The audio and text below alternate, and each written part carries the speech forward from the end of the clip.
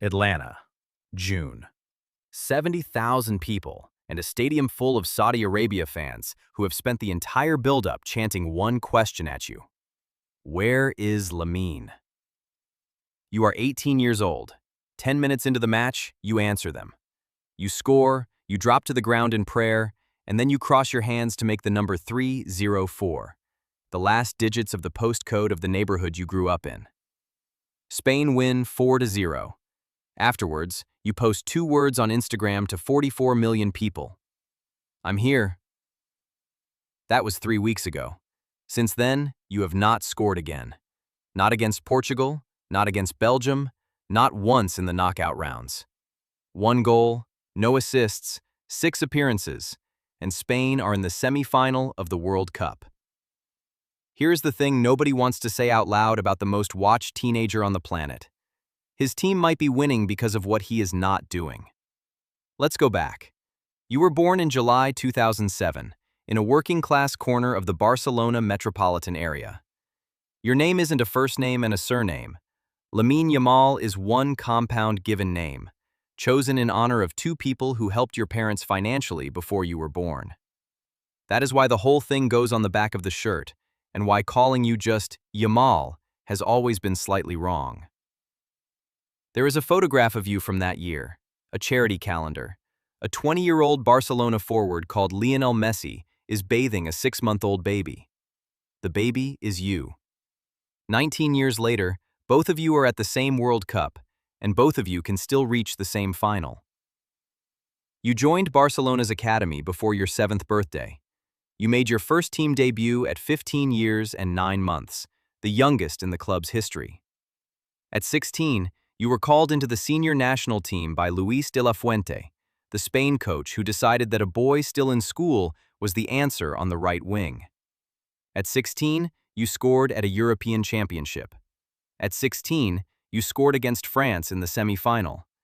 And at 17, the day after your birthday, you won the whole thing. It is worth pausing on what that actually looked like from the inside. You are at a major international tournament. You are the youngest player there.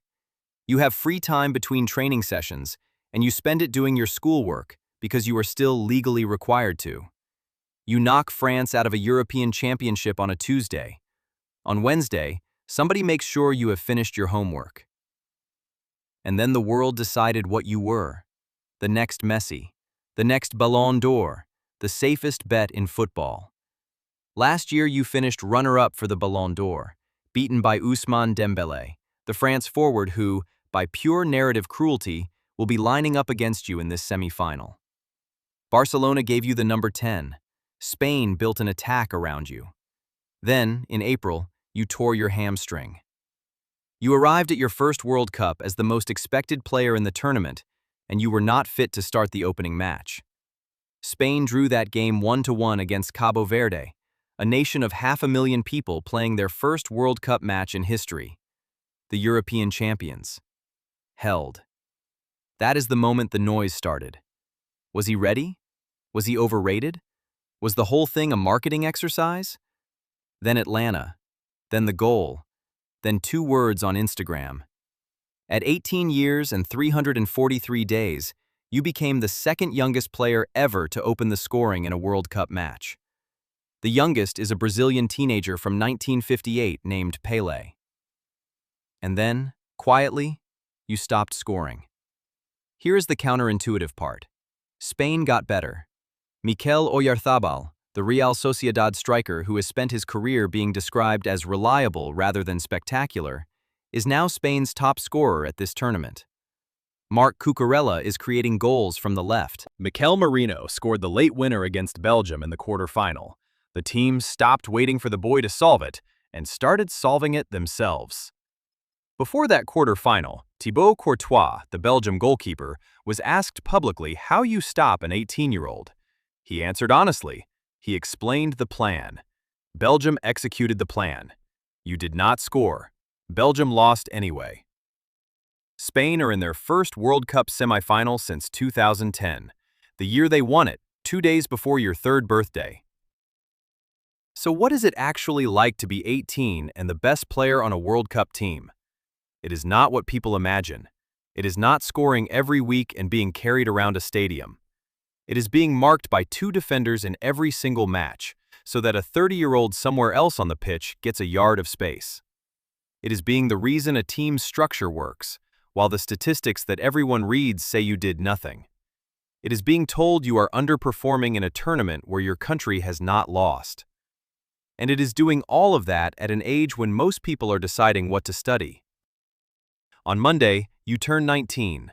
On Tuesday, Spain play France in Dallas for a place in the World Cup final. France beat you to the Ballon d'Or. France have Kylian Mbappé and Ousmane Dembélé. France have won all 6 of their matches, and you have already told the world that France should be the ones who are afraid. 18 years old, and everyone was asking where you were. 19 years old, and everyone knows exactly where you'll be. Standing on the right wing, 2 defenders on you, waiting. Because sometimes the greatest thing a player can do for his team is be so dangerous that the game bends around him, even when he never touches the ball. So here's the question worth arguing about. Is a player who scores 1 goal and drags 2 defenders with him for 90 minutes having a bad tournament, or the most useful one on the pitch? Tell it in the comments, because half of football has already picked a side. And if you want the other half of this story, there is a 39-year-old in the same tournament, in the same photograph from 2007, who is scoring every single game and is being told he cannot last much longer. That one deserves its own telling.